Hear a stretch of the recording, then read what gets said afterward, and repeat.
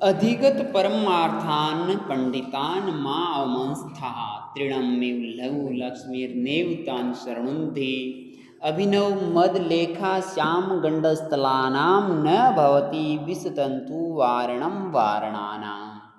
अब क्या कहा है कि अधिगत परम अर्थान, सभी अर्थों को या सभी प्रमुख अर्थों को जिसका ज्ञान कर लिया है, अधिगत यानी जान लिया है, अर्थात ऐसा मनुष्य जिसने लगभग सारी विद्याओं का ज्ञान कर लिया है, ऐसे पंडितान यानी विद्वानों की माँ यानी नहीं अवमंसता यानी अवमानना नहीं करनी चाहिए। ऐसे पंडित जिनको अनेक विद्याओं का ज्ञान है उनका तिरस्कार नहीं करना चाहिए।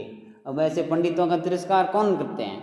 जो धनवान होते हैं वही करते हैं, बाकी अपने जैसे वो तो क्या है कि भाई ठीक है अपरवास तक भाई फलाना भला आदमी है? तो कहाँ है अधिगत परम अर्थान, जिसने लगभग सभी अर्थों का अर्थात विद्याओं का ज्ञान कर लिया है, ऐसे पंडितान यानी पंडित व्यक्तियों की विद्वानों की माँ उमस्था तिरस्कार नहीं करना चाहिए। काहे तृणम एवं लघु लक्ष्मी, तिनके के समान जो तुच्छ लक्ष्मी होती है अर्थात धन होती है, उस धन के द्वारा तान नेव शरणंती उनको नहीं रोका जा सकता। जो ज्ञानी मनुष्य होते हैं उनको ये तिनके के समान लक्ष्मी बांध नहीं सकती। आप उनको ऐसा नहीं कह सकते कोई विद्वान है कि मैं तुझे इतने पैसे दे दूं, तू इस बात को गलत तरीके से पेश कर दे, गलत बता दे, तो इसका मतलब या तो वो विद्वान नहीं है, अगर वो विद्वान है तो आपके कहे अनुसार वो करेगा नहीं, अर्थात वो लक्ष्मी के वश में आने वाला नहीं है। तो कहा है आगे दृष्टांत दिया है कि अभिनव मद लेखा श्याम गंड स्थलानाम, अभिनव यानी नवीन, मद लेखा, मद का मतलब होता है देखो आदमी पसीना आवे हर रोज आवे, 3 पसीनों कदे कदे आवे वसंत ऋतु में आया करे, उनके यहाँ से वो ऊँट ने देखियो अपराट ऊँट तो रहे, ऊँट को देखना वहाँ से ये पसीना यहाँ से यहीं आता है, उसको दूसरी जगह नहीं आता, कान के पीछे से निकलता है ना।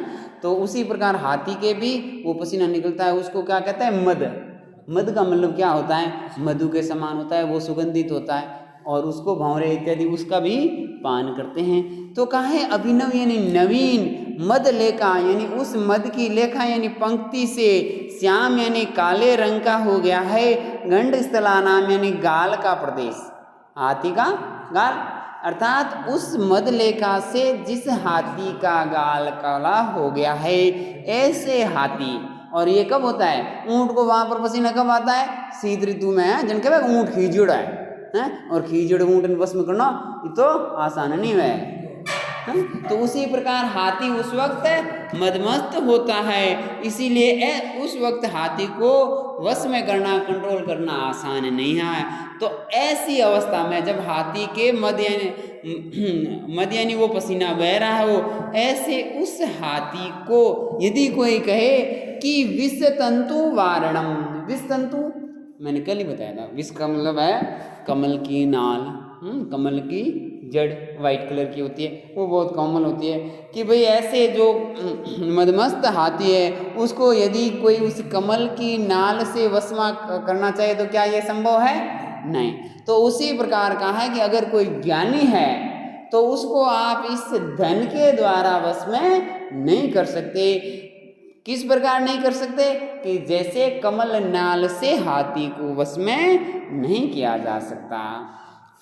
तो कहा है कि विष तंतु वारणानाम वारणम न भवन्ति, कमल नाल है वो वारणा नाम यानी हाथियों के लिए, वारण यानी निवारण करना अर्थात उनको बांधने के लिए, न भवती यानी नहीं होती। उसी प्रकार वो धन है, तुच्छ लक्ष्मी है कि लघु लक्ष्मी तान शरणधि न, लघु लक्ष्मी के द्वारा आप उनको वश में नहीं कर सकते। अन्वय से देखना, हे राजन अधिगत परमार्थान, जिन्होंने सब कुछ ज्ञान कर लिया है मुख्य ऐसे पंडितान, ऐसे पंडितों को माँ अवमंस्था, उनकी माँ यानी नहीं करनी चाहिए, अवमंस्था यानी अवमानना।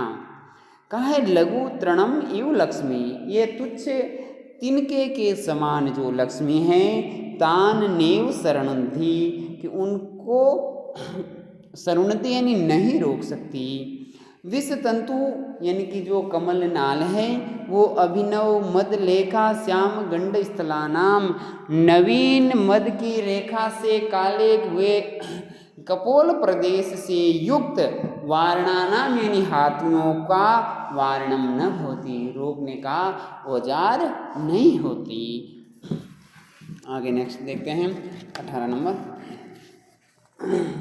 अम्भोजिनी वन विहार विलासम एव हंसस्य हंति नीतराम कुपितो विदाता, न त्वस्य दुग्ध जल भेद विदो प्रसिद्धा वेदज्ञ कीर्तिम अपहर्तुम असौ समर्थ। अब कहा है देखो अपने यहाँ कोई बहाना बनाते ना, जैसे ये बहाना बना रहा था कि खेत में रोज आ गया जीरे महीने जिना पड़ी जो। देख मैं बात बताऊँ जी सुन लें। अगर आपके पास ज्ञान है और आपके पास करने की इच्छा है तो आपके लिए कोई भी स्थिति आपके प्रतिकूल नहीं हो सकती है। समझ गए कैसे? तो कहा है देखो मैं बताऊं कि मान लो कि किसी हंस सुना है देखा नहीं होता है आजकल, शायद नहीं होता होगा है? लेकिन कहते हैं कि हंस क्या होता है, मोती चुगता है। मोती क्या है? मोती क्या है पता है? ठीक है फिर नहीं पता है तो इस श्लोक के बाद में, नहीं तो अपना श्लोक बड़ा हो जाएगा। अरे श्लोक बड़ा हो जाएगा रिकॉर्डिंग में। तो कहा है कल पहला बता जरा कि अम्भोजिनी, अम्भोजिनी का मतलब होता है कमलों का वन। भाई पर समुद्र में भी बहुत सारे कमल हैं तो कहा है अम्भोजिनी वन यानी कमलों के वन में विहार विलास, विहार रूपी जो आनंद है उसको हंस से नीतराम कुपितो विदाता हंति। अगर हंस पर कुपितो विदाता, विदाता का मतलब क्या है? भाग्य या ब्रह्मा। यदि ब्रह्मा हंस पर क्रोधित है तो वो क्या करता है कि हंस से अम्भोजिनी वन विहार विलासम, हंस की कमल के वन में घूमने की जो उसका आनंद है उसको हंति यानी नष्ट कर सकता है। भाई कहते हैं कि भाग्य प्रतिकूल है कि मोरे तो कर्म में लिखियोड़ो इसको नहीं, तो कर्म में काहे लिखियोड़ो नहीं है कि हंस के अगर कर्म में अच्छा नहीं है तो उसका उस कमल के वन में खेलना उनके लिए कठिन हो सकता है। कैसे कि भाई मान लो हंस आए और तुषारपात हो जाए हैं, बर्फ गिरनी शुरू हो जाए तो कमल नष्ट हो सकता है, तो ये उसका दुर्भाग्य हो सकता है। लेकिन देखो हंस क्या करता था आपको पता, वो दूध पीता था ना हंस, तो आप दूध और पानी को मिला दो, वो उसमें से दूध पी लेता, पानी पीछे रख देता। तो वो उसकी क्या है, खुद की कला थी, उसका खुद का ज्ञान था। तो क्या ब्रह्मा जो उस हंस पर क्रोधित है, क्या उसका वो जो ये गुण उसके पास जो ये ज्ञान है वो नष्ट कर सकता है? नहीं है। वो सिर्फ ये नष्ट कर सकता है कि मैं तुझे कमलों के उस बगीचे में नहीं खेलने दूंगा, लेकिन उसके पास जो ज्ञान है वो तो उसी के पास रहेगा। इसी प्रकार यदि आपके पास अच्छा ज्ञान है तो अटे तो चलो के 2-4 हैं आज में गया तो मैं कॉलेज में था कौन बन दूँ, हाँ। लेकिन अगर आपके पास पढ़ने की इच्छा तो आप तो घर भी पढ़ सकते हो, हैं? आपके पास ज्ञान है, कुछ करने की कला है तो आप वहीं कहीं पर भी कर सकते हो। तो कहा है, इसीलिए कहा है न तू लेकिन नहीं, अस्य यानी इस हंस के दुग्ध जल भेद विदो, दूध और जल को जो विभाजन करने की है कला है, प्रसिद्धाम जो प्रसिद्ध कला है उसको विधौ विधाता न समर्थ नहीं है, वैदग्ध्य कीर्तिम अपहर्तुम, उसकी उस वेदकता रूपी यानी विद्वता रूपी कीर्ति यानी यश है उसको अपहर्तुम यानी हटाने में न समर्थ यानी समर्थ नहीं है। विधाता उसकी उस कला को उससे छीनने में या उसको उस हंस से अपनी उस दूध और जल को अलग करने की कला है वो हंस से नहीं ले सकता। अन्वय देखें कि कुपित विधाता, क्रोधित ब्रह्मा हंसस्य यानी हंस की, अम्भोजिनी वन विहार विलासम, कमलों के वन में विहार रूपी जो उसका आनंद है उसको नीतराम हंति पूर्ण रूप से नष्ट कर सकता है, उसके उस आनंद को तो वह पूर्ण रूप से नष्ट कर सकता है। लेकिन असौ यानी इस हंस के अस्य दुग्ध जल भेद विदो, उसके दूध और जल को अलग करने की प्रसिद्ध कला है। वेदज्ञ यानी विद्वता है। कीर्तिम यानी यश है। उसको अपहर्तुम यानी नष्ट करने में न समर्थ यानी विधाता भी समर्थ नहीं है।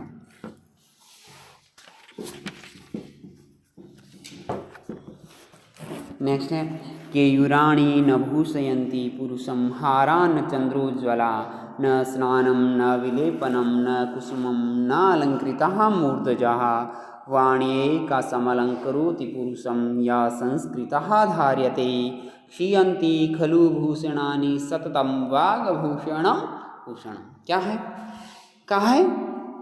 अरे यार लाल लिवाड़ में श्लोक ही नहीं काट दिया था, मिस्टेक। श्लोक नहीं दिख रहा था ना, रिकॉर्ड नहीं हुआ नहीं रिकॉर्ड तो कह रहा हूँ, तो श्लोक दिख नहीं रहा था। अपन बोल रहे थे तब 16वां श्लोक चल रहा था।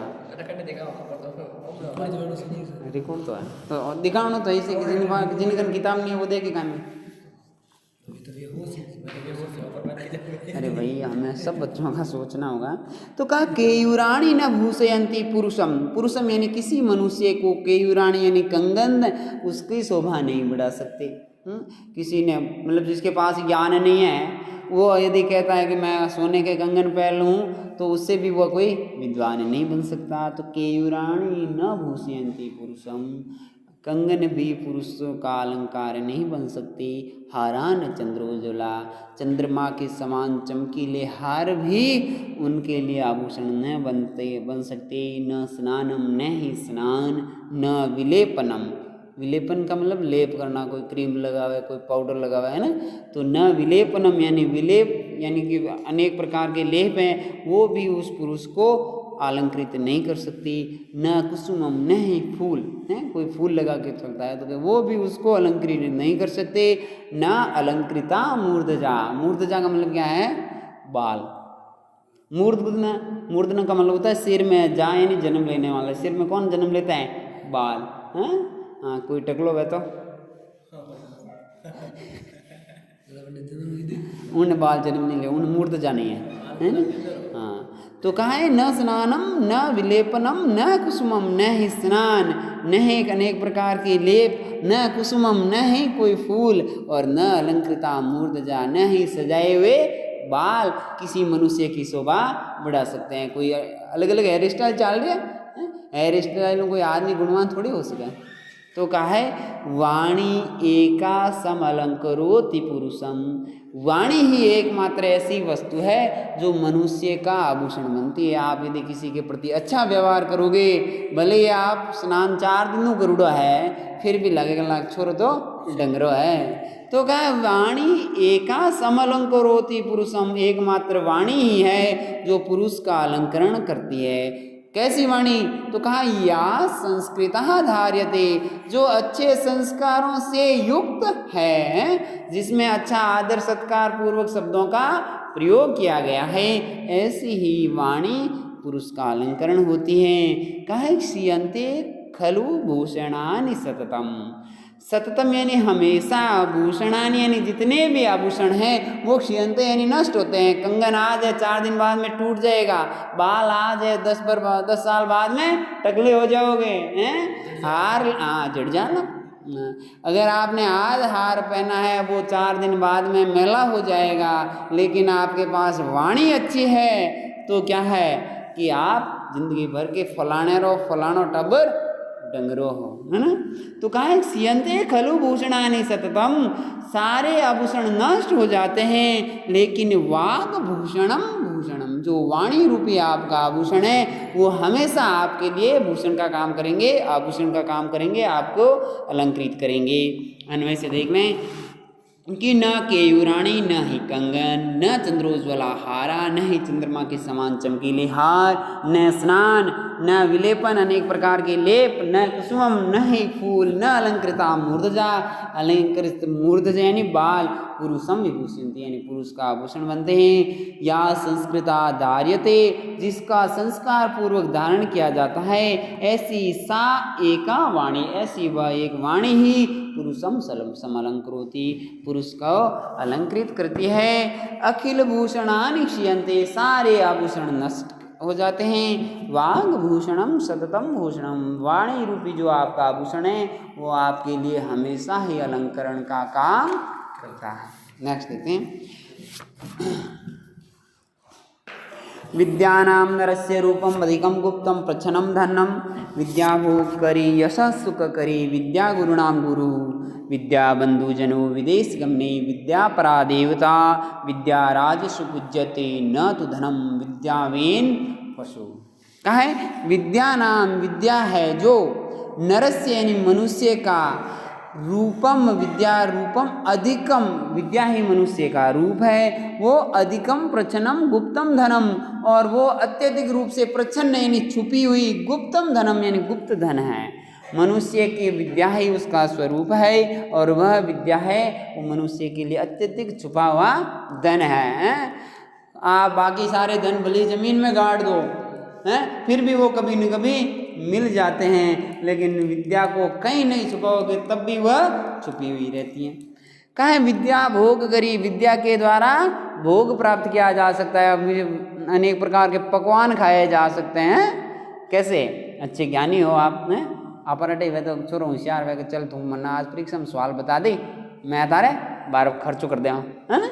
तो कहा विद्या भोग करी, विद्या अनेक प्रकार के भोग करवाने वाली है, यश यानी यश करवा देने वाली है, सुख करी है यानी सुख देने वाली है। विद्या गुरु नाम गुरु, विद्या गुरुजनों की भी गुरु है। भाई गुरुजन ने भी तो विद्या अर्जन की थी तभी तो वो गुरु बने। तो कहाँ है रुक जा भाई, तो कहाँ है कि विद्या गुरु नाम गुरु, विद्या गुरुओं की भी गुरु है। विद्या बंधु जनो विदेश गमने, अगर आप विदेश जाते हो तो विद्या ही आपकी वहाँ पर बंधुजन यानी भाई बहन जो भी हैं। क्यों? अगर आप फॉरेन जाते हो आपको इंग्लिश नहीं आती तो उठ बैठा सब गूंगर जूँ गूंगा है, खाउन पीउन की व्यवस्था नहीं हो सके।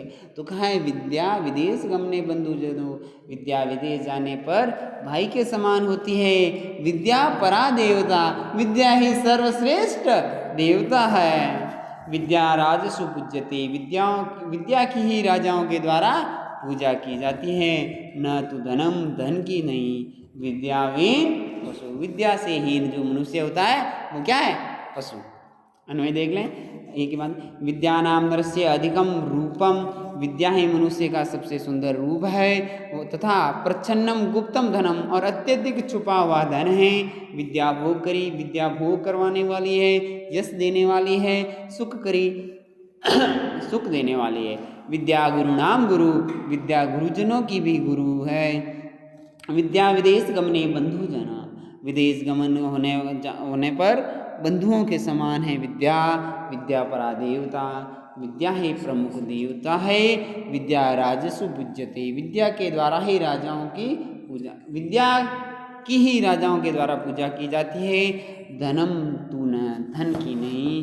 विद्यावीन पशु, विद्या से हीन मनुष्य पशु के समान